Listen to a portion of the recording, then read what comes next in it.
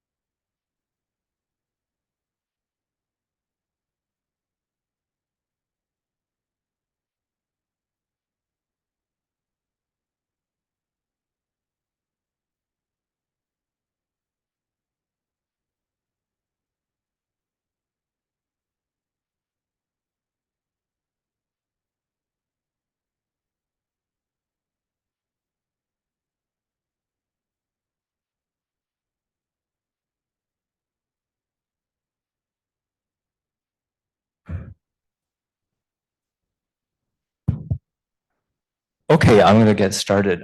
Thank you for coming to this afternoon's talk by Professor David Schizer from Columbia Law School. Before introducing Professor Schizer, I just want to say to those of you who haven't attended this series of talks, this is the Tax Law and Policy Speaker Series. It's part of a seminar course offered at the Adler School of Law. But when we invite prominent speakers like Professor Schizer, we open these events to the public. And so you're very welcome to follow us on this series of talks. Today, there are two things to say about our speaker. One is Professor Schizer is the Harvey Miller Professor of Law at the Columbia Law School and a former dean of the Columbia Law School. He's an extremely prominent US tax scholar, as well as a leader in legal education, and as well as in operating nonprofits. We've learned that today from the lunch talk. And so Professor Schizer is very busy. We're very lucky to have him coming to UBC, and in fact, working him very hard and giving two talks. The second thing I want to say was that I was especially pleased to be able to get a hold of Professor Schizer after seeing that he has this paper on energy policy. The reason is that as tax scholars, we have a standard repertoire of topics to cover under the income tax, maybe under consumption taxes. So there's a standard array of taxes that we talk about in tax policy classes, and we do this decade after decade. However, it is true that in the world, lots of things are going on that are related to public finance, to taxation. That's not part of the standard repertoire of tax policy topics. And I think of carbon pricing, energy subsidies, and especially carbon pricing as a really crucial part of tax policy thinking today. And all of us, both scholars themselves and students, need to educate them. In addition to carbon pricing, tax policy is increasingly also intertwined with industrial policy, and you will find out that Professor Schizer's paper is also partly about industrial policy. So given this really important combination, and given that it's still not conventional for tax scholars to produce scholarship about this range of topics, I jumped on the opportunity of inviting Professor Schizer when seeing that he has this current work on the topic. And so the format of today's discussion is because Professor Schizer writes from a US background, which may not be familiar to a lot of the audience, we decided to have a longer presentation instead of a very short summary of his paper. But I think our agreement is that people can ask questions in the middle. You don't have to wait all the way until the end if you want to raise questions. So with that, I'm going to hand the floor over to David. Thank you. Thank you. It's a pleasure to be here with all of you. And this topic is close to my heart. I started writing about energy subsidies years ago, 15 years ago, and I kind of stopped. And if you know the scene in The Godfather, just when I thought I was out, they pulled me back in. The world just focused attention on these issues again, more and more. And the latest tax legislation in the US called the Inflation Reduction Act really focuses on energy, national security, and climate. actually was mostly done with this draft when the legislation emerged, kind of by surprise. And so I was happy that it was sort of timely. I was not altogether happy with what Congress did, but we'll get to that. In any event, when people talk about, and keep in mind, energy is an incredibly important industry within Canada. I know you know that, but Canada is one of the largest exporters of petroleum. It's one of the largest exporters of natural gas. So these issues loom very large in Canada. And when we think about energy, we're often thinking about environmental issues and climate. But the more traditional angle, which goes back a couple of decades or more, is national security. And so my point is we have to think about both. And just as an opening illustration of that, I'll mention that there's a lot of natural gas that has been discovered in the Eastern Mediterranean, Israel, Egypt, Lebanon. And there was an understanding that Israel and Egypt were going to collaborate, build a pipeline to supply natural gas to Europe. And then shortly after the President Biden won the election, came into office, he sent Amos Hochstein, who's his main energy advisor, to the Middle East to deliver the news that the pipeline was off, that the US was going to nix it. We'd given our support, they were revoking it. And so this is the quote that was covered in the press. Why would we build a fossil fuel pipeline between the East Med and Europe when our entire policy is to support new technology, a new development in going green and in going clean? So that's a question, so I will answer the question with an image. The reason for this pipeline is Russia, because Russia has been the main supplier of natural gas to Europe. And this was true in December of 2021. And well, let's just go back. By the way, while the US made this decision, Russia was already massing troops on the Ukrainian border. The war started in late February, but this had happened already. So the point of my paper here is to say that in energy policy, in addition to thinking about the environment, we also have to think about national security. Unfortunately, it seems like there are people who will do one, people who do the other. They don't always talk to each other. How can we think about both? So to develop that idea, I'm going to cover 5 topics in the talk today. We'll go one at a time.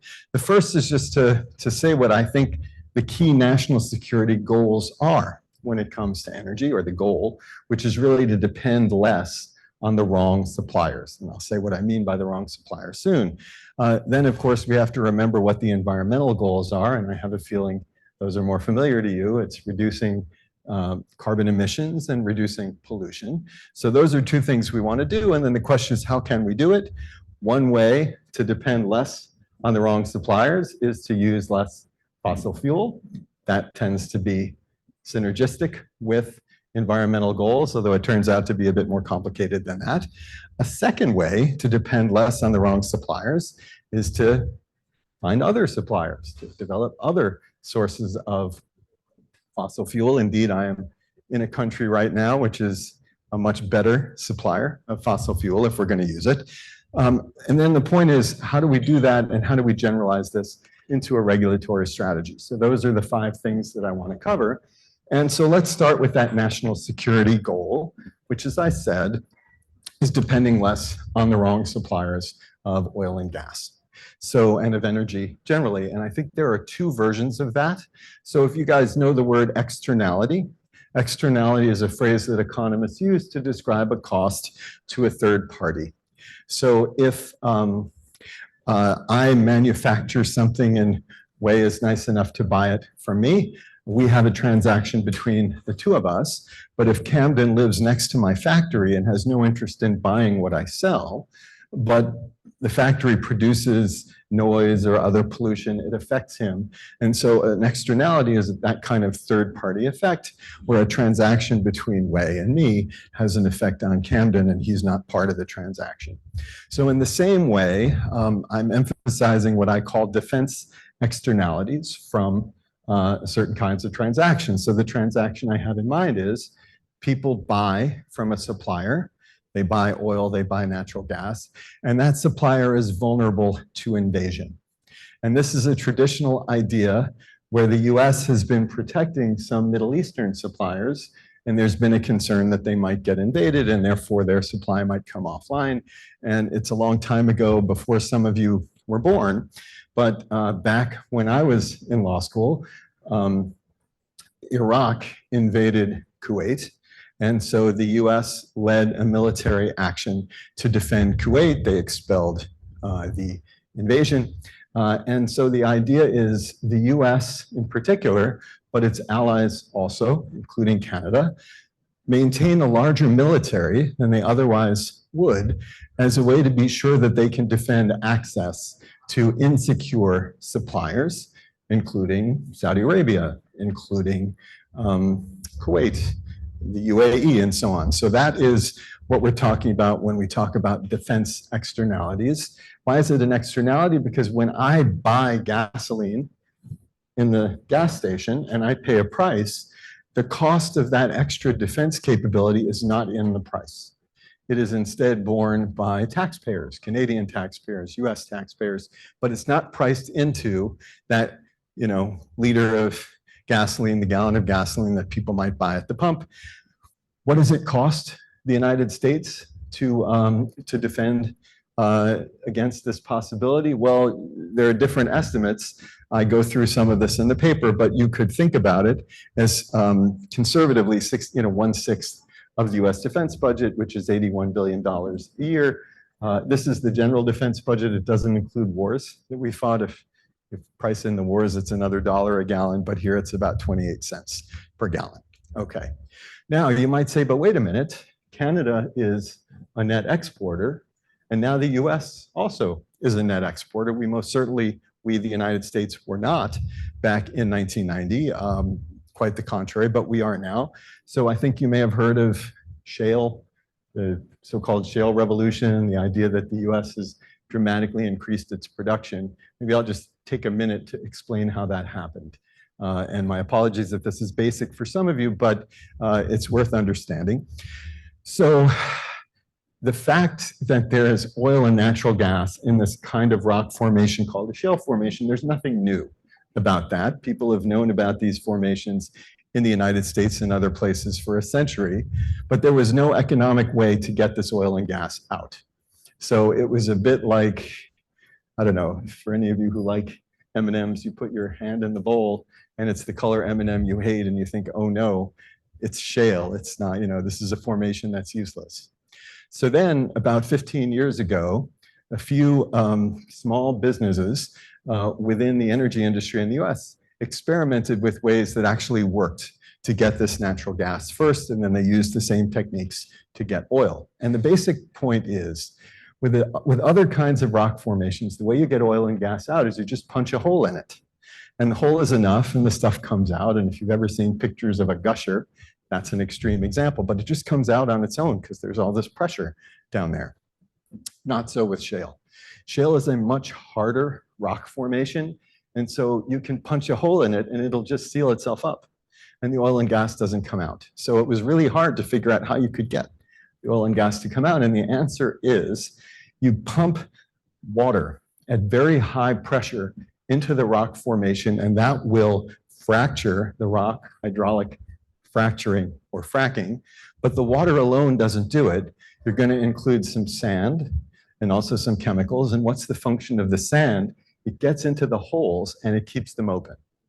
And this, combined with, just to be overly detailed, drilling horizontally instead of vertically, the combination of horizontal drilling, which gets it more surface area, and this hydraulic fracturing has unlocked massive reserves of oil and gas and shale, which before were not available to be accessed. And so the end result is the US is now the #1 producer of oil and gas.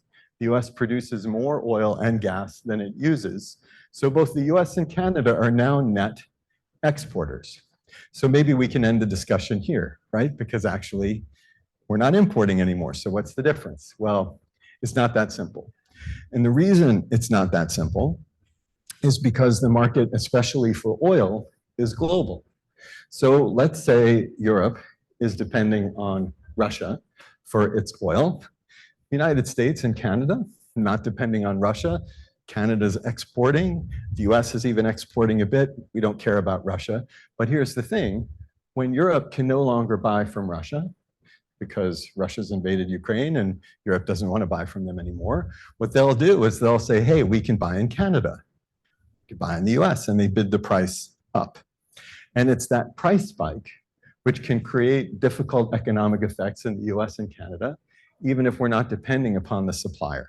And you may remember there was significant inflation within the US economy, Europe, I think Canada also to a degree, and that was triggered by this supply shock caused by the invasion. So the point is, even if you are a net exporter, you still have exposure to the price, and therefore there's a cost in depending on insecure suppliers, and one option is protect them, make them secure. There's another answer, and the other answer is don't protect, let's go back to the example I'm really talking about, which was Kuwait, the invasion of Kuwait. Don't protect Kuwait. Just if Kuwait isn't available, have other suppliers that can ramp up their production and replace Kuwait. And then if you're able to do that, you don't have to spend on the extra military that can help you with that. Well, the key there are a couple of things. One is stockpiles. So who's heard of the Strategic Petroleum Reserve? This is something the US maintains. It is hopefully there to prevent price spikes. It didn't work this time.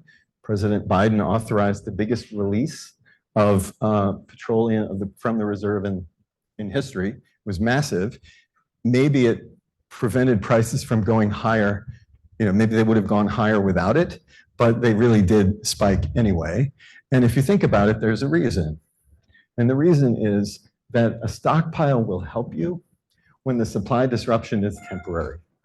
And so if people think this is temporary, by the time the stockpile gets used up, things will be back to normal. Then the market will say, okay, the price shouldn't go up. But if the supply disruption could last longer than the stockpile, then the stockpile really doesn't help very much. And that's kind of what happens. So the stockpile alone isn't enough. What you also need is the ability to increase supply to offset the supply that's come offline. And traditionally, there's been one country in the world that provided that service, and that's Saudi Arabia. Because Saudi Arabia has, because of their geology, because of the quantity, and because of the way they manage things, they're able to ramp up production very significantly when they want to, within 30 days. Nobody else can do that. United States can't do that. Canada can't do that. Because for the US and Canada, it's generally going to involve drilling a new well. For some of those wells, it can take 10 years to get the oil and gas to market. But here's the thing, and I'm going to come back to this. Number two, in speed, US shale. US shale can't be done in 30 days, but it can be done in a year for sure, and arguably in 6 months. And so there is this potential to rely on US shale to ramp up and replace a supplier that is no longer available because it's been invaded, that sort of thing. So first national security issue is we spend money to defend suppliers, and maybe we don't have to, and maybe there's another way. There is a second variation of these national security issues. Again, it's about depending on the wrong supplier. But here it's not about a supplier that is being invaded, conquered, threatened, like Kuwait. Here the supplier itself is problematic, and that brings us to Russia and Russia's invasion. And again, the fact that members of the European Union, United States, Canada, the thought was it's bad to be spending money on Russian oil and gas. And the basic reason is that Russia's budget, the government of Russia gets 45 to 50% of its revenue from either state-owned oil and gas or from the taxes on privately owned oil and gas. So if you can spend less, they have less money to do the things they would do. And just to see the externality, imagine a homeowner in Germany in January of 2022, the invasion's coming in February, and in January they're thinking it's kind of cold. Should I raise the thermostat and make my apartment warmer? And what they're probably thinking about is the cost of doing that, as opposed to the comfort from doing that. But what they're probably not thinking about is the potential cost to people in Ukraine from spending more on Russian oil and gas. And that's the externality, is we have a third-party effect, like poor Camden living next to my factory when I sell to Way. Okay, so I think we've covered this. Again, $1 billion a day. Russia was earning a lot. The foreign minister of Lithuania said buying Russian oil and gas is financing war crimes. Dear EU friends, pull the plug. Don't be an accomplice. So this is just an example of the funding externality. So what can be done about this? Well, it turns out it's the same answer.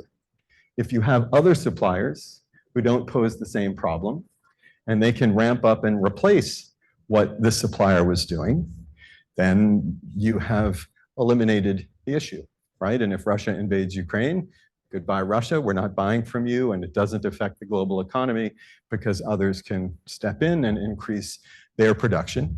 The other thing that Russia does, and again, it's part of the issue, is just the threat of shutting off natural gas over time has been a very potent threat, which keeps countries from opposing them.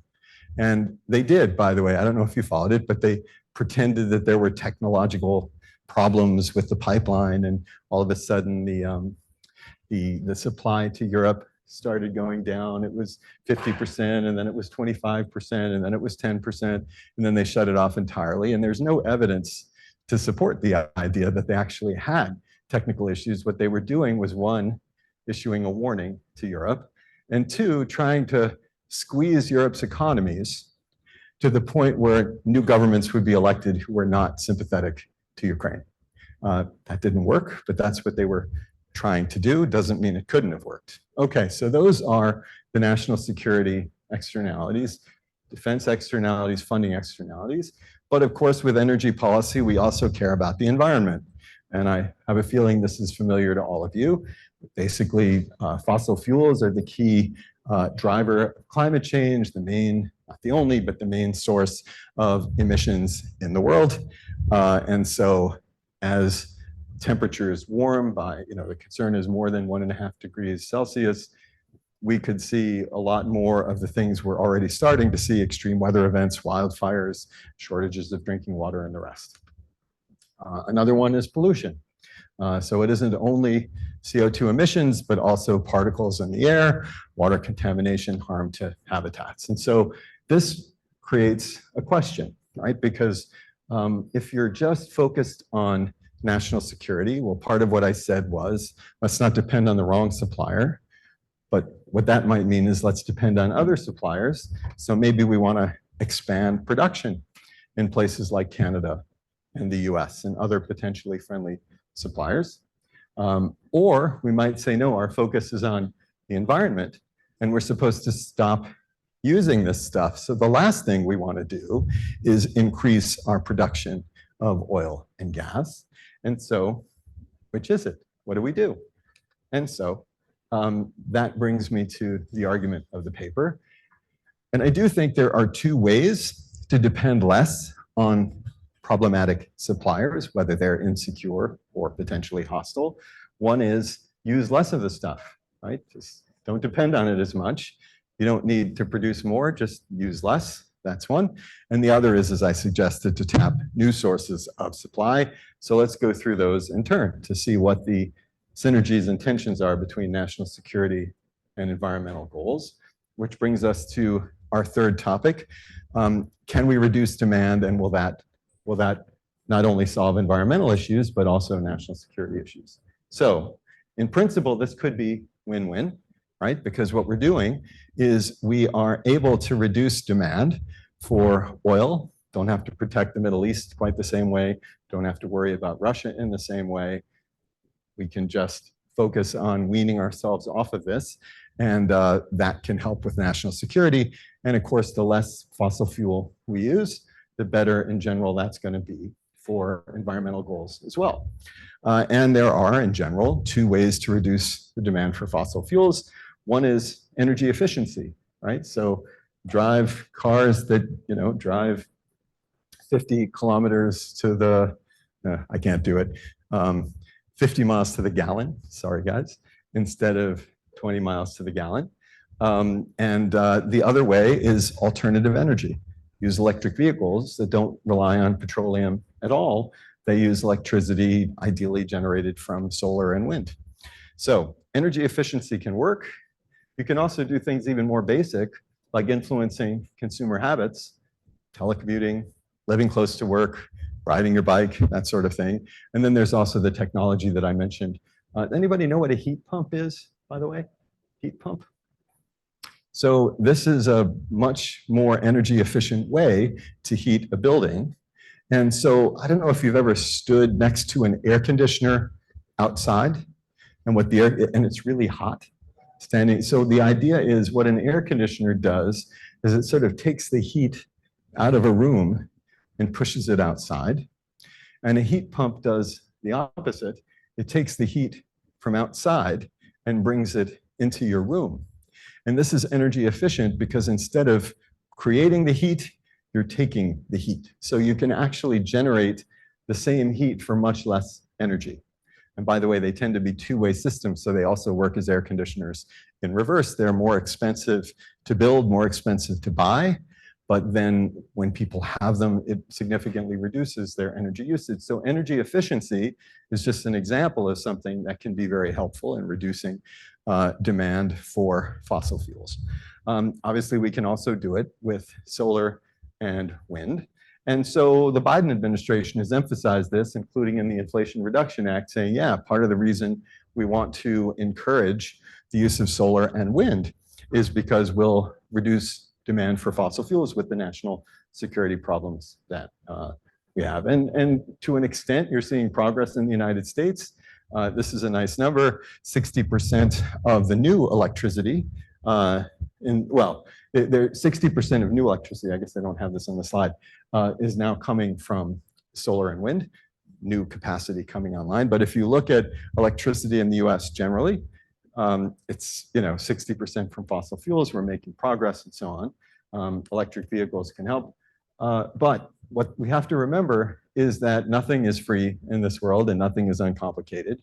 And so there are ways in which we can avoid some national security issues and then stumble into others. So what would a defense externality be?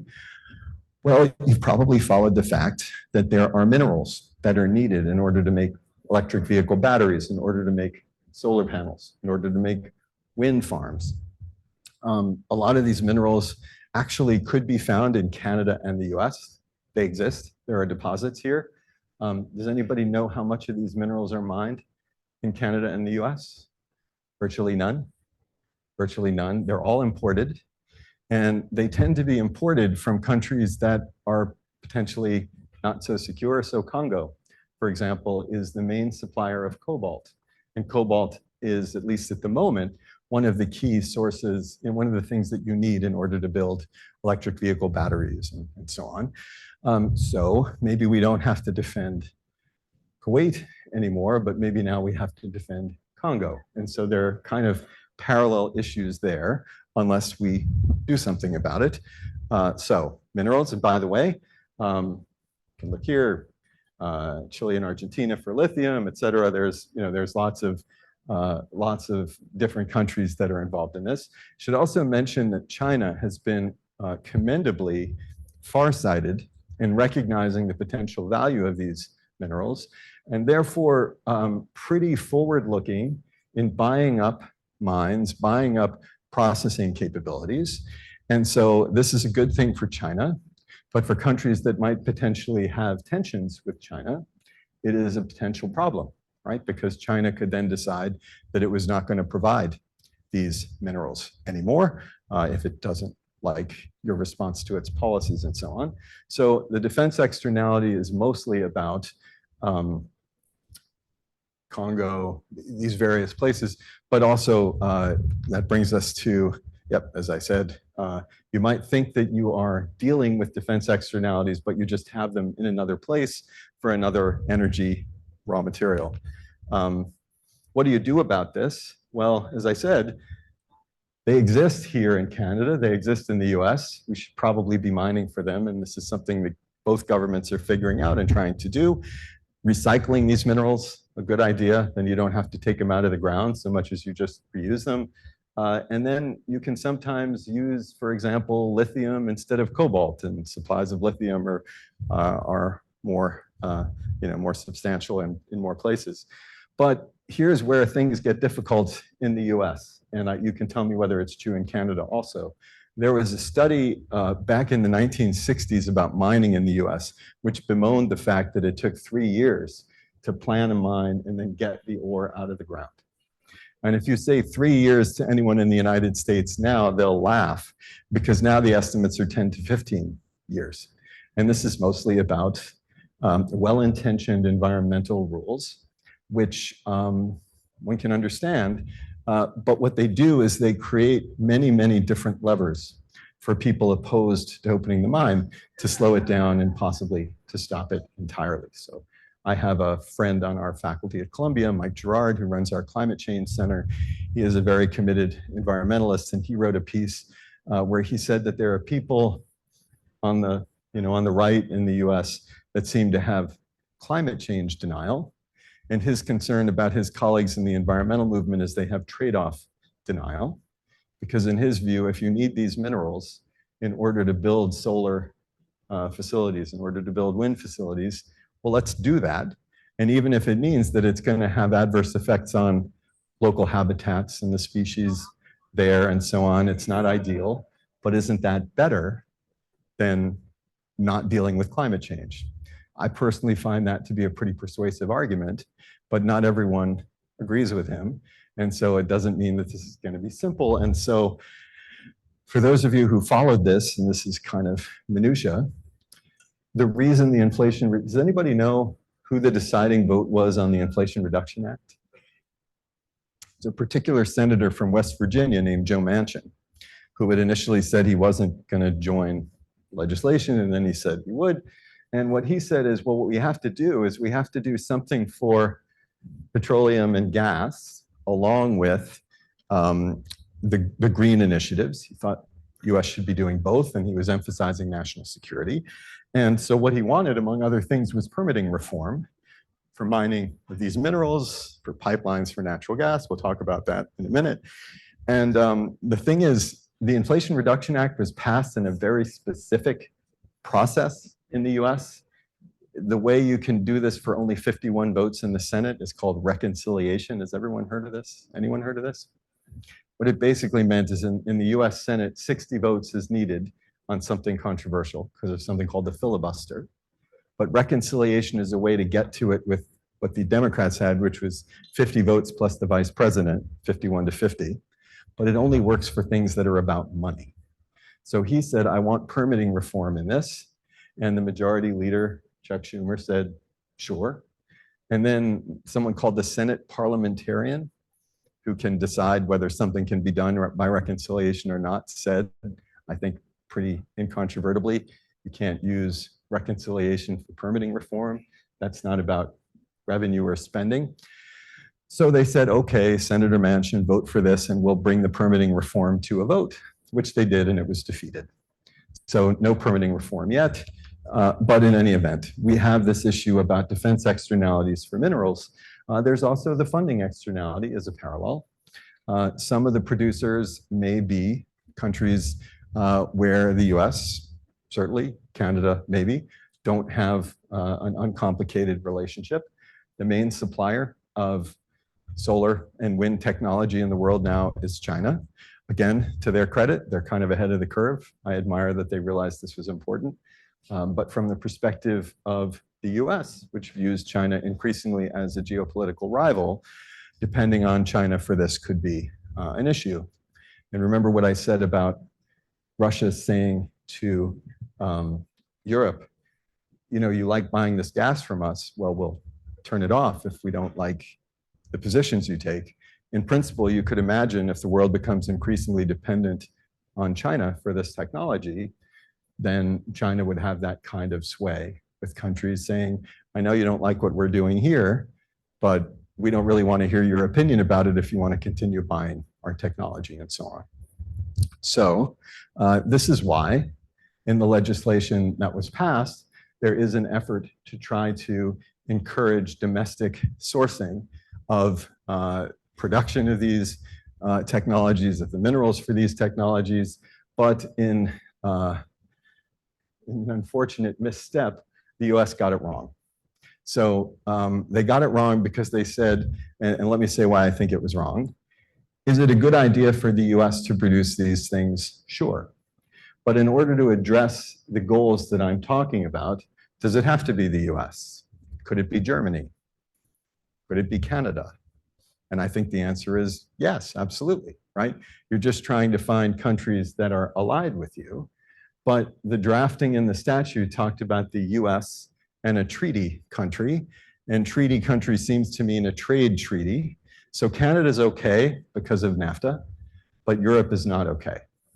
And that was dumb. And I'm not sure how much Congress focused on it, but Europeans got very upset about it. There are ways to try to reinterpret the rule, maybe change the rule. In any event, not implemented in quite the right way. So to sum up what I've said, trying to implement or trying to depend more on green energy and energy efficiency is a good idea. And we can reduce the national security costs associated with fossil fuels. But what we should be doing is making sure that we don't repeat the same issues in the context of those new technologies. And so trying to encourage production in safe and secure allied countries is a good idea. But is that enough? Well, probably not enough, at least for now, because at the moment, 82% of the world's energy still comes from fossil fuels, and it's hard to imagine that that number is going to come down a lot in the next 10 to 15 years. I hope it does, but it's not going to get to a minimal place, which means what we have to do is figure out what to do about fossil fuels, which brings me to my next topic, and that is, so are there ways that we can source safer, from a national security perspective, safer oil and gas, while also being mindful of the fact that we want to slow down and eventually stop using this stuff? Can we do those things at the same time? And I think the answer is yes, we can. But I'm sure you see the potential problem, right?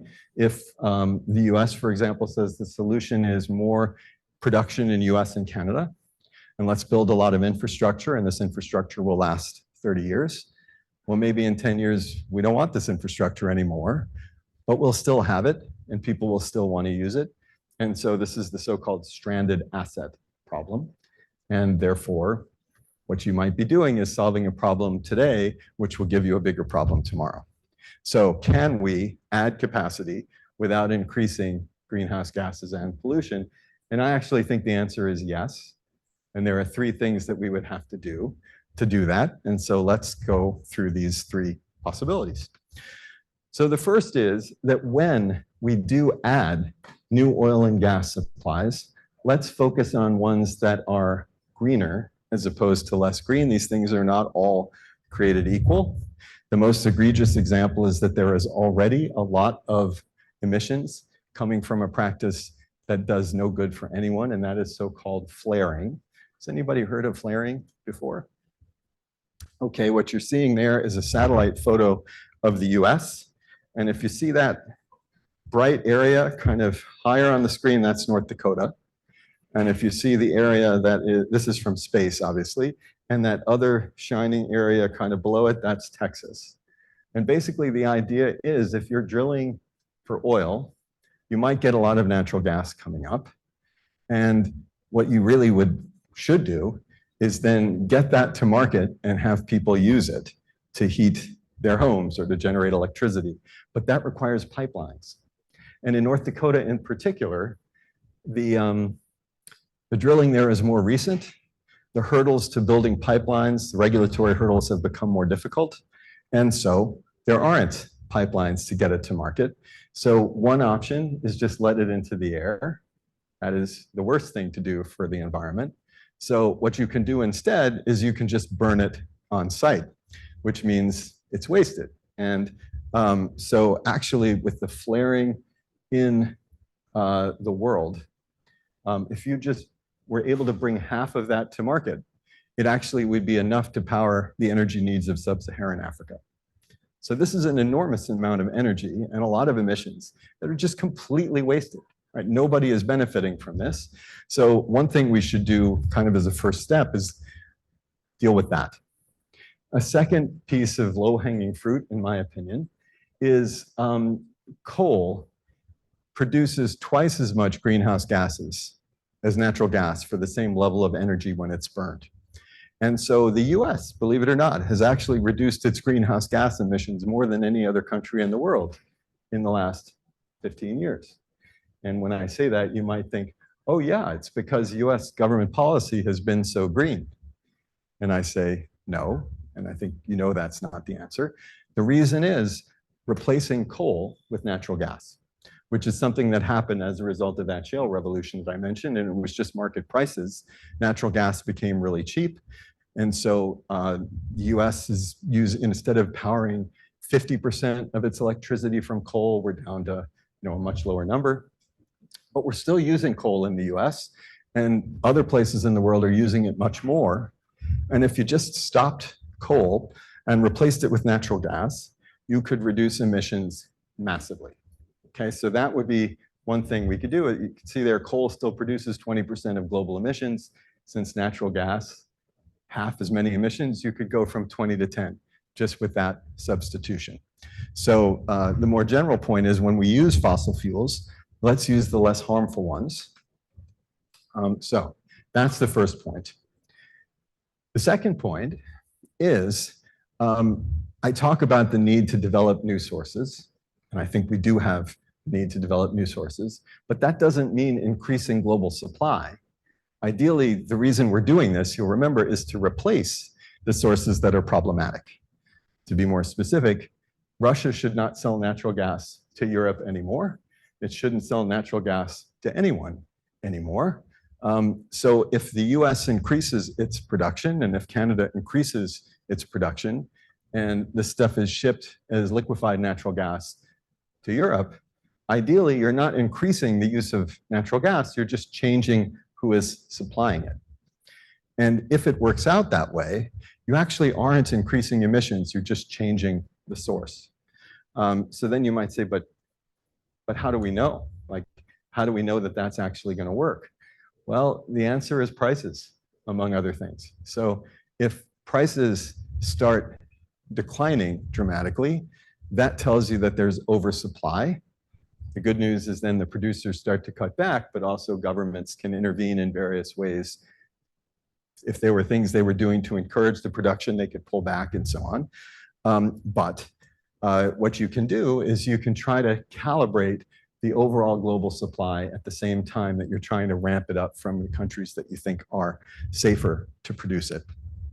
And then the third strategy, and this is related, is can we find ways to produce more in the near term, but not have this stranded asset problem in the long term?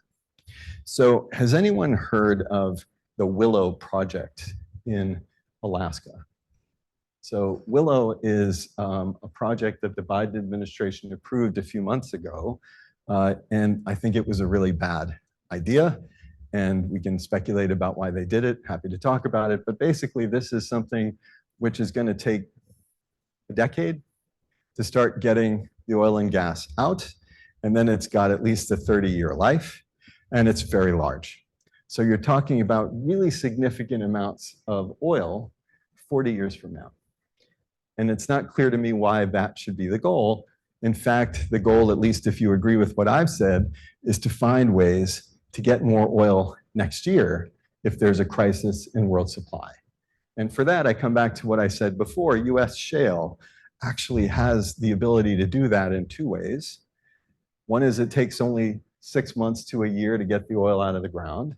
And the second, and this is something I haven't mentioned, is the life of these wells is just a year or two.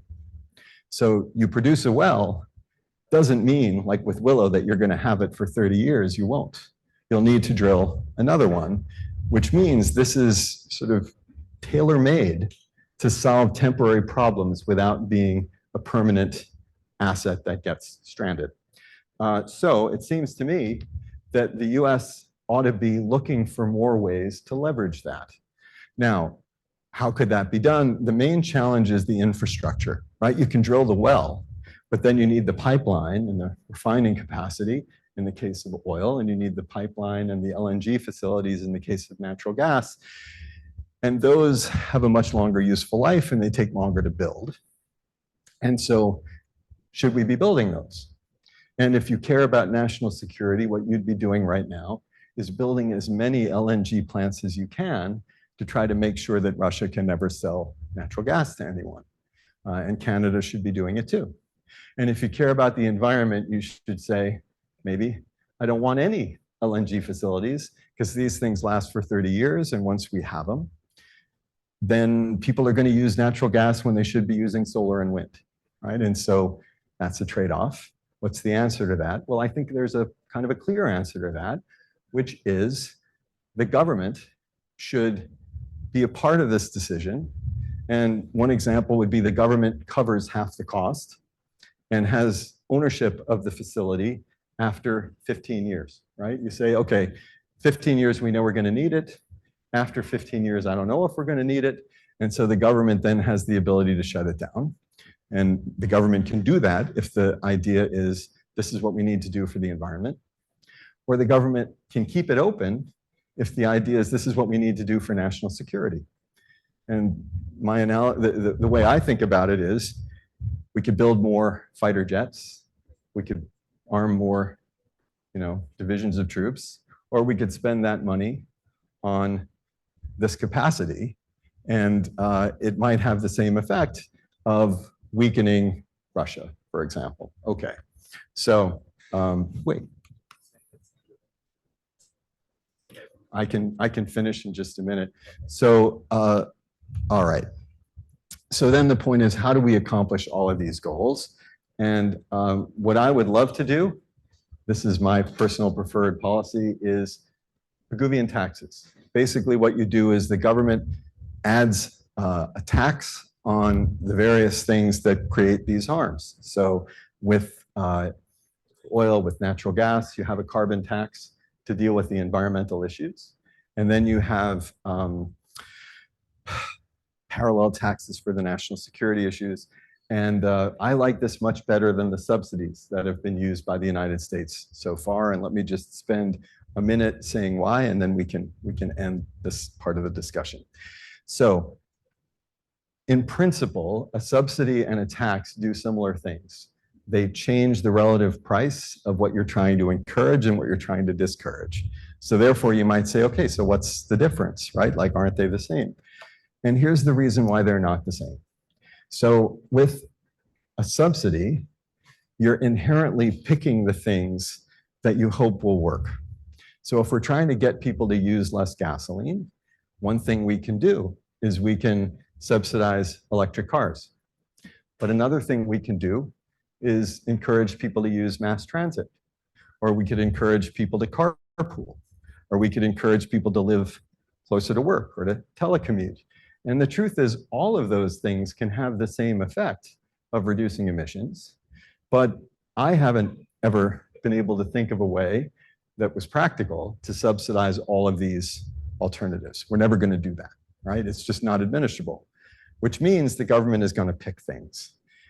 But that doesn't happen with the carbon tax, because with the carbon tax, what you're doing is you're just increasing the cost of the thing you want people to use less of, and then you're leaving it to consumers to decide how they're going to do that. And some people will buy electric vehicles, and some people will move closer to work, and so on. And you're also leaving it to businesses to pick ways that they think are the most cost effective and to compete. And so I'll finish with this particular idea. You'll remember that I said one of the constraints on green technology is minerals. So let's say that part of the challenge the world is facing is we don't have enough minerals to make the transition all at once into electric vehicles, solar, wind, and all the rest. So what do you do about that? We said, well, let's increase production over time. Okay, but in the next few years, that's not going to happen. So once we recognize that, the question is, should we subsidize electric vehicles or should we subsidize something else? So what's a hybrid? What's a hybrid vehicle? Anybody tell me? Yeah, go ahead. right? Yep. Exactly. So it has an electric battery in it, but it also has an internal combustion engine. And so then we ask the question, okay, so I'm driving an internal combustion vehicle and I switch to a hybrid. It does cut my emissions. If I switch to an EV, it's probably going to cut my emissions by twice as much, right? So an EV can cut your emissions by twice as much as a hybrid can. And if you hear that, you say, okay, so we should favor the hybrid. I'm sorry, we should favor the EV, and that's what the Inflation Reduction Act does. But there's the problem, okay? So is the battery in a hybrid the same size as the battery in an electric vehicle? No. So the EV battery is larger. How much larger? Does anybody know how much larger? 4 times. No, more. So if we're talking about a Toyota Camry hybrid, battery in there, and we're talking about a Tesla, do you know how much larger the Tesla battery is? 100 times. 100 times larger. And the reason is it doesn't recharge the way a hybrid does. So you've got to have a big battery that can hold a charge for the 300 miles, 500 kilometers, et cetera. Okay. With a Chevy Bolt, it's 60 times larger. So let's go with that statistic. What that means is you can, for the same quantity of minerals, you can put either 1 Chevy Bolt on the road or 60 Toyota hybrids on the road. And when we're talking about 1 Toyota hybrid versus 1 Chevy Bolt, the Bolt does twice as good a job of reducing emissions. But when you're talking about 60 Camrys versus 1 Chevy Bolt, all of a sudden, the hybrids can reduce your emissions 30 times more, 30 times more than an electric vehicle can. So now I come back to the question, so was it smart? We subsidize in the Inflation Reduction Act, we subsidize the electric vehicles. There's no subsidy for hybrids. Probably the wrong choice. But notice, if all we did is we just were taxing carbon, none of this would matter because the price signals would then cause companies to say, okay, in the near term, let's sell hybrids. In the longer term, let's sell EVs. And I think the market would just do it. So this is why the tax route is better than the subsidy route. So with that, there's obviously a lot to say, and I welcome your questions. So I'm going to start with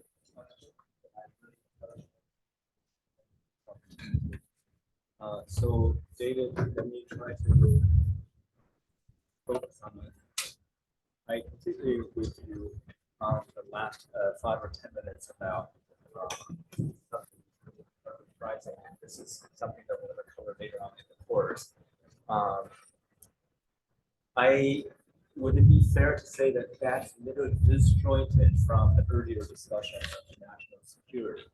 And so we kind of had this discussion about why carbon pricing is preferable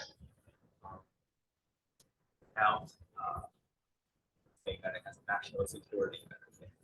I think the overall question is this: climate change literature, there is a strong sense that to prevent global warming from change the way. And that's the reason for carbon pricing, because the cost is going to be extremely high. And because of that very, very high cost, we need to adopt a cost minimization strategy, and that is carbon pricing.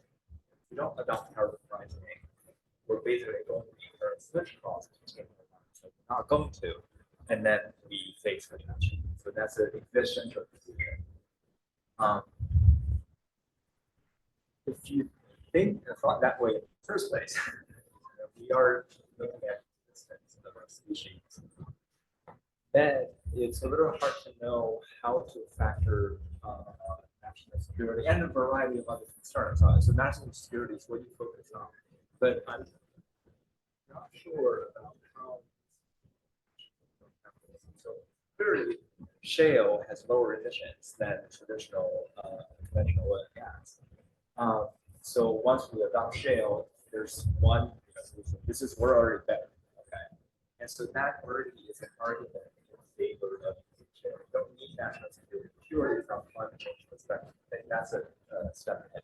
But then people say, actually, shale is not good enough. We need to do a lot more. We are facing something that's essential, and that's why we go to other sources. And you say, well, but other sources temporarily have these fragmented of national security, so maybe we have to fall back on shale. But that seems to forget that we have this major question, which is something existential.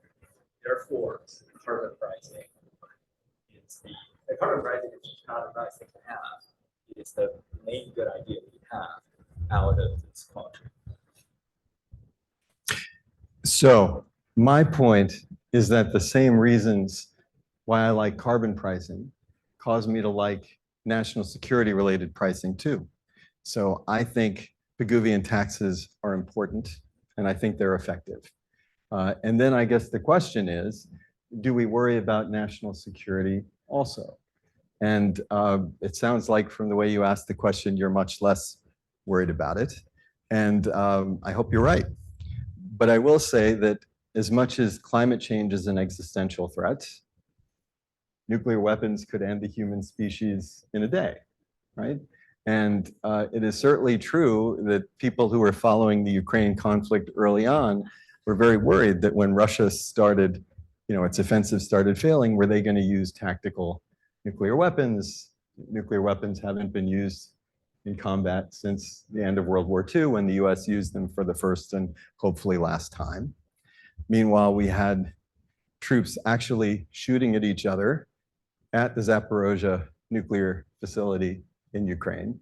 It's a lot of scary stuff happening. We hadn't had sort of a war break out in continental Europe since World War II.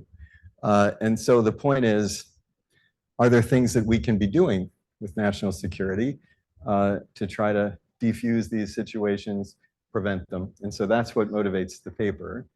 And I will assure you that that's not the only trouble spot out there. So this is not to say that we shouldn't care about climate, because I do. But if the implication is we should only care about climate and not national security, well, I think we may be missing something important. And part of the reason I feel strongly about this is there's a whole literature which has basically said for 30 years, and I talk about this a bit in the paper, let's just not worry about national security and energy models. And I think one of the main arguments there, and we can get into the details, but one of the main arguments is because we can't really figure out the numbers, right? How much does the US spend? How much does NATO spend? How much does Canada spend on national security that wouldn't be necessary if we changed energy policy? And the concern is maybe we don't know. And so the answer has then been, if we don't know, let's just ignore it. And I will just remind all of you, for those of you who haven't spent time looking at climate models, nobody really thinks we know the precise answer about climate change either.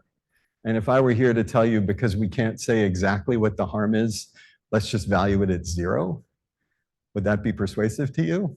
It's not persuasive to me. And so that's the point that I'm making, is national security costs are real. We can talk more about why I think they're real.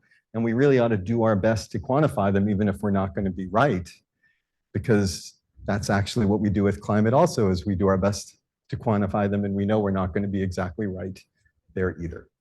And so my view is, let's worry about both, and actually pricing is a pretty good way to approach both of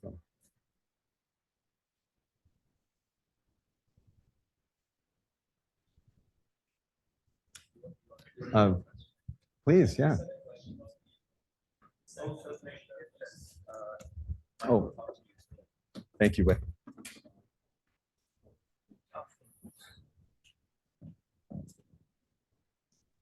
Thanks.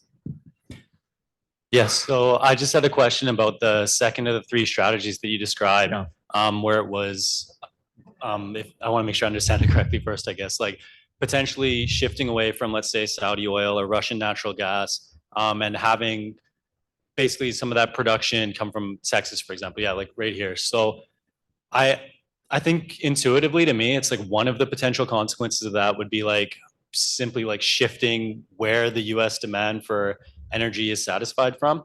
But then I would also say that intuitively there seems to me to be some probability that because you have the same stranded asset problem that you alluded to in Saudi Arabia and Russia then, and you have this growing demand for energy in large parts of the world, like this booming population in Africa, and the consequent lowering of prices that would come from lower demand from the United States in Saudi and Russia, that they have these stranded assets in oil and natural gas production, and now they have this market that might be able to tap into their supply at a lower price. And you could see US demand being satisfied by new production in the US, and then a shifting of the production in Saudi Arabia and Russia going to other parts of the world. Right. And you might not end up with like a direct shifting of the current demand, but like a growth in demand being satisfied by, these old sources for some segment of the global population, and then new sources like in the US, for example. So it seems to me that, there are all sorts of potential streams of, probabilistically what could happen as a result, and not all of them seem obvious to me that it would be just like a shifting of where demand is satisfied from. Yes, yes. And this is one of the hardest policy problems embedded in this whole set of issues. So let's make it more specific, because you're right about the dynamic that you're observing. So let's say Europe no longer wants to buy Russian oil. What happens? Right? So US shale did increase production. They could have increased it more. They didn't. So who started buying the Russian oil? Didn't come off the market entirely. Production did decline. So there was some decline. So I don't think global production increased. It did decline some, but a bunch of it got redirected. So who's buying it? Who knows?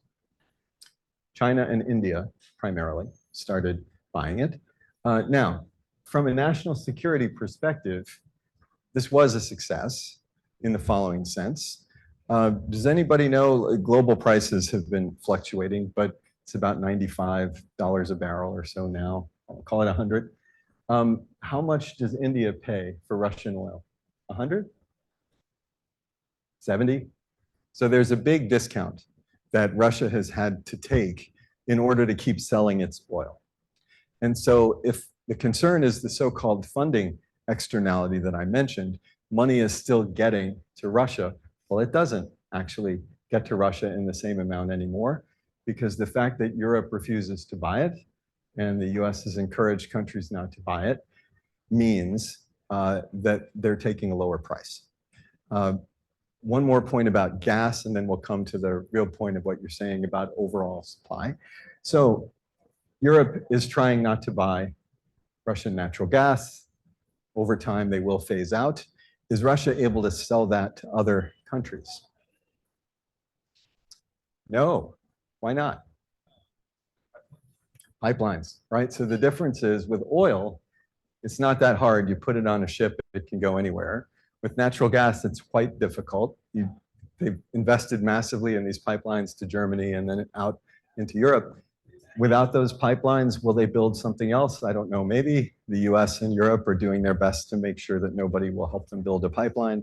So actually with natural gas, this is easier. You really can just take it off the market. And I think most Russian natural gas isn't being sold anymore in the way it was, but oil is different. And then in terms of, so if the goal is not only to deal with national security, but to do it in an environmentally responsible way, and to try to make sure that we aren't flooding the market with hydrocarbons, and that's the stranded asset concern, and you're right. The good news there is the price signal can tell you, right? The price signal can tell you prices are back up to $95 a barrel for oil. So, the production is not growing that way. But on the other hand, when prices start plummeting, then that actually there is too much, and then you can try to adjust your policies accordingly. So that's the way I think about it.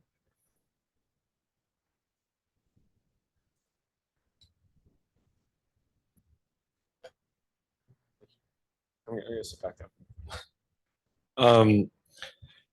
Okay, my question originally was going to be, how do we kind of navigate the balance between investing in these new energy forms versus like continuing to maintain these traditional ones? And it seems like the answer is the big thing right now is we need to maintain, or I guess the US needs to maintain national security. That seems to be at the forefront. And that's why we still invest in projects like in Alaska. So I guess like my question now becomes like, how do we maintain like that balance between investing in things that we know are going to become important 30, 40 years down the line, and we don't want to fall further behind while still maintaining like that sense of national security? And I guess like a big thing, I know China is having like a huge nuclear push, and I think traditionally the US has been one of like the strongest players in that, but I think they're falling now behind China, and I don't know if they're bringing on that same amount of new nuclear projects or not. They're not doing it as vigorously as China is. So yeah, that's kind of my question. Like, do we focus, I guess we in terms of the US, do you focus mostly on that national security? Do you focus mostly on the future? Like, how do you really navigate that balance? Like, can you balance the two, or is it more so a question of one or the other? Or? Yeah. So I would give you, so basically we have to do both at once, right? We really have to worry about the environment now and over the long term, and we have to worry about national security now and over the long term. And then the question is, how do you do that? And my preferred option would be a menu of these Pigouvian taxes to deal with all of the different things that we've talked about, and then to leave it to consumers in the market to try to come up with the most efficient ways to use less carbon emitting fuels, to prefer natural gas to coal, and you know, all the rest, and we can pursue national security goals too. If we're not going to do that, and sadly the US seems to be unique in not wanting to do that, then at the end of the paper I have a different idea, which is really a regulatory strategy. And one way to think about it is for regulators to try to do this calculation of what taxes would do, but without the taxes. And so I call it the marginal efficiency cost of energy. And it's based on an idea from public finance. It's based on tax, actually. So if I could just explain the intuition here. So there isn't one way to raise taxes, right? We could change the rate on corporations. We could change the rate on individuals. We could eliminate deductions. We could increase enforcement. And so if any of you become the leaders of the finance ministry in your country, and your job is to think about tax, you'd be thinking about all these levers. And there is an idea called the marginal efficiency cost of revenue that I think is a very compelling idea, which basically says we should look for ways to raise revenue the most efficient way that we can find. And what do we mean by efficiency in the context of tax, right? So is it efficient or inefficient when people have to spend more time complying with the law? Inefficient, right? Compliance costs, that's a problem. Same with enforcement costs.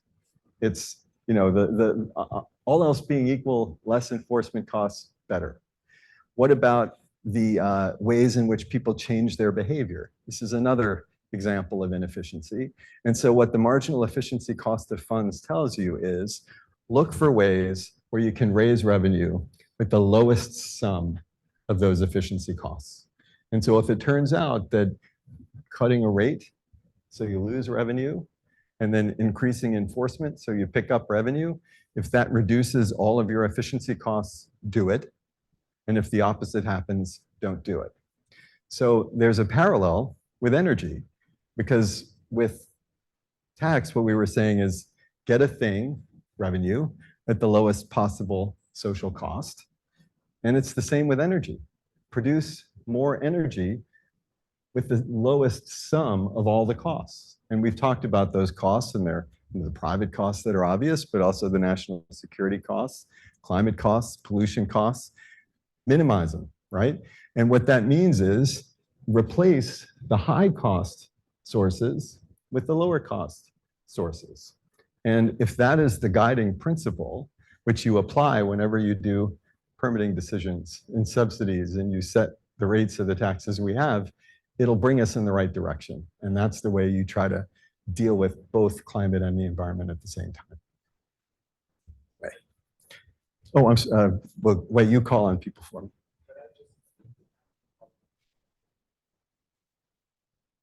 Just a follow-up question, David. I love introducing very simple formulas in law school classes and get people to think how to get their concepts together. Could you apply this formula to a few examples? And so, for example, you say sources of energy, in which case I'm not sure how you distinguish, say EV itself, the cost of the battery is not electricity generation. And so can you give some examples? What I'm imagining is that once you apply this, some energy sources have higher costs than if you did not incorporate national security. And so maybe something generated by solar has higher costs because you need to import panels from China. Whereas some other sources like shale would have lower marginal cost because you think it's national security safe. So when Europe wanted to stop buying natural gas from Russia, what did they do? Sorry about that. Someone wants to give me the answer, but I'm going to let you guys give me the answer. So there were two main things. Well, so first question is, was there a broader use of nuclear? Tragically, no. I would have been in favor of it for the reasons that you mentioned. But actually, Germany has decided to phase out and close all its nuclear plants, and they refused to reverse the decision even when their go-to source, natural gas, became unavailable. So that's not what they did. One of the things they did, they really ramped up coal. Right? They ramped up the use of coal that they can source domestically. Is that a good thing for the environment? Terrible thing for the environment, in my opinion. The other thing they did is the US ramped up its production of liquefied natural gas. And so basically it was a combination of US LNG and coal as Europe's response to the Russian invasion in terms of trying to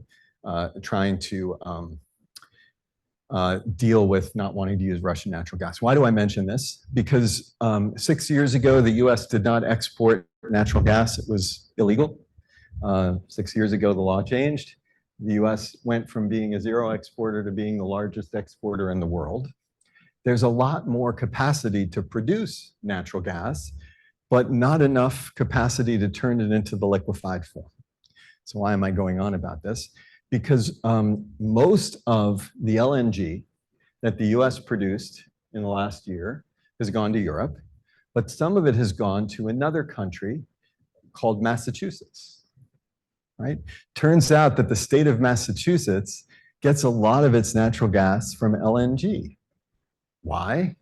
Well, I don't know if you know the geography of the US, but you have New England, and then you have Pennsylvania over here, and the Marcellus Shale in Pennsylvania is, I think, the fourth largest natural gas producer in the world. Like, it's a lot of natural gas there.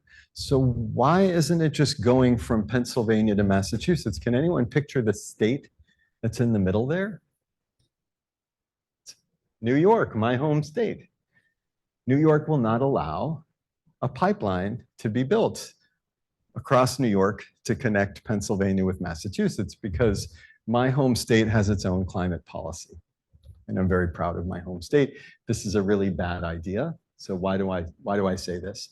Because basically, if we had the pipeline, then what you could do is you could have more LNG going to Europe and less coal being used in Europe. And so now to kind of put this in the context of this formula, so you have regulators trying to decide whether to allow this pipeline. And so the question is, what do we think of one source? Three sources, right? One is Russian natural gas. Pretty good on climate. It's not as good as the green energy that we're looking forward to using more of, but it's pretty good compared to coal. But the national security costs turn out to be problematic. So a second possibility is German coal. Better for national security, really, really bad for climate. Actually, German coal is probably dirtier than most coal for boring reasons, but the geology of this coal is really bad. And then the third possibility, US natural gas. And so then we say, okay, so which of these should we favor? And so what the formula here tells you, so X is private costs, C, climate costs, P, pollution costs, D, defense externalities, F, funding externalities. But as to each of these alternatives, you say, okay, so which of these is the most costly socially, and which of these is the cheapest socially? I think the US LNG is probably the cheapest on balance. Maybe I'm wrong, but if I'm right, then what you'd want to do is you'd say, okay, so we really do need to build this pipeline, but maybe we build it with a time limit. And that gets back to what I was saying before, where it's usable for 15 years, but then beyond that, we're not planning to use it. And since nobody would build it for just 15 years, maybe the government helps fund it and so on.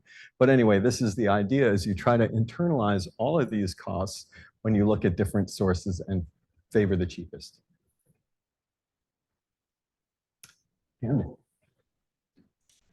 So I have kind of a broad question about the carbon tax, and you can let me know if this is based on a mistaken assumption. But in Canada, we do have a carbon tax. So there's both a federal carbon tax and a provincial carbon tax. And so kind of the carbon tax, I guess, as a concept, is one, it's politically controversial, Yep. And it's become a wedge issue in Yep. Canadian politics. And second, like the carbon tax that we actually pay is quite small. It's rather marginal, and I think doesn't come close to reflecting the true cost of carbon consumption, right? The consumption of fossil fuels, right? And so I guess my assumption is that a Pigouvian carbon tax that fully reflects the externality on the climate of fossil fuel consumption would be politically unpalatable in any democratic society. And basically, if you create a carbon tax that fully impounded the cost to the climate, the future cost to the climate, to the extent that can even be determined, the voters in that country would just replace the government. So I guess, would you agree with that political assumption? And then yes or no? I mean, like, how do you deal with that political issue? Could I just? Yeah. Canada first? Canada's carbon pricing is going up, and it's going to come up to close to $300 per emission unit. So that's very close to the high estimate of the social cost of carbon that's coming from the United States. And so unless you have news that people are going to throw off the carbon tax in Canada, the policy trajectory is actually to have a carbon price that equals the social cost of carbon. But the question remains of the political plausibility of this. Yeah. Oh, yes, because one government can put it in place and another government can run and say, what are we doing here? And we'll take it off for you and so on. So totally take the point. Look, I think here's my favorite way to try to make this more politically palatable. Two things. One, I think in the countries that I know reasonably well, people who focus on climate and the environment are not necessarily the same voters as the voters who focus especially on national security. And if we're able to do something where you can draw support from both of those constituencies, I do think the political possibilities are greater. And just to give you something that I've always thought about the US and a terrible missed opportunity. So after the terrorist attacks on September 11th, president in place at the time, George W. Bush, former oil executive, if he had said, we're too dependent on petroleum, and what we're going to do is we're going to put in place a much higher tax on carbon fuels, at that point, I think the American people were prepared to do a lot in order to say that we were going to deal with this threat, right? Would it have dealt with the threat? We can talk about that. I actually think it would have been somewhat responsive, but it would have also been a good idea. So part of my answer politically, and notice I'm an academic, so ask a politician, they'll give you a better answer. But I do think that broader coalitions, and my paper's called Red, White, and Blue, and also Green, or Green, one or the other, I forget. But that's part of the point I mean to make. And then there's a second point. So high carbon taxes, high national security taxes, they are particularly painful if the government keeps the money and uses it as a revenue source. They are less painful if there's a rebate. And let me be very precise. If the idea is Camden spends a certain amount on carbon taxes and then that exact amount gets rebated, well, you're not doing anything, right? That's not what I'm suggesting, because you need the incentive effect. But what you could do is you could say, okay, on average, every Canadian household is, is spending this much in carbon taxes.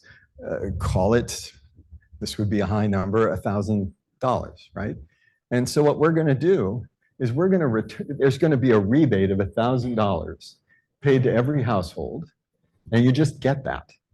And then in terms of how much of this you keep or whether on net you're spending money, well, that depends on your own energy consumption.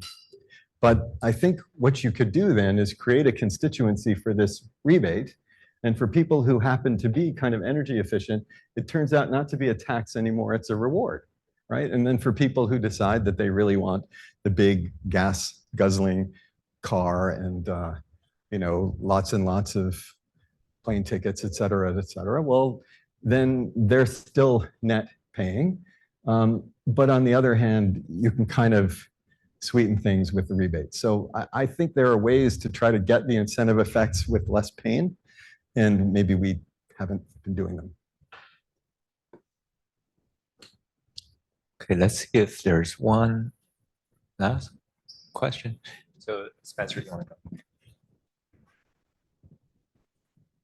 Sorry, it's just actually about this formula. I'm wondering if there's any like discounting or anything, or I think you brought up future costs, and that's a big thing. Even if we're just talking like photovoltaic cells, for example, like their cost is absolutely plummeted as time progressed. Yep. I'm just wondering if there's any kind of timeline accounted for in these equations, because I'd assume maybe right now it might be cheaper to do one form of energy, but then 5 years of not innovating in another type of energy might actually create more costs in the long term. So I'm just wondering if there's any kind of like timeline that's taken into account here. So there are a couple of different ways to encourage innovation. We could do both. The US model has been to subsidize particular things. I've mentioned why I worry that it may not be the smart way, but it doesn't mean we can't do some of that. Hopefully we get it right.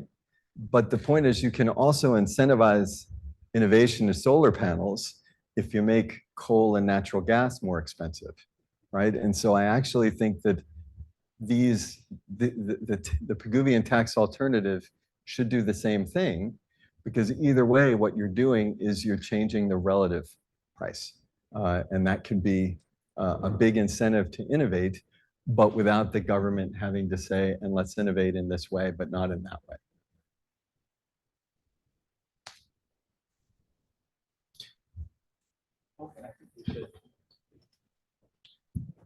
Okay, I think we should end here. Thank you so much, David, for that. Thanks, Very everybody. interesting. Thanks a lot. Appreciate it.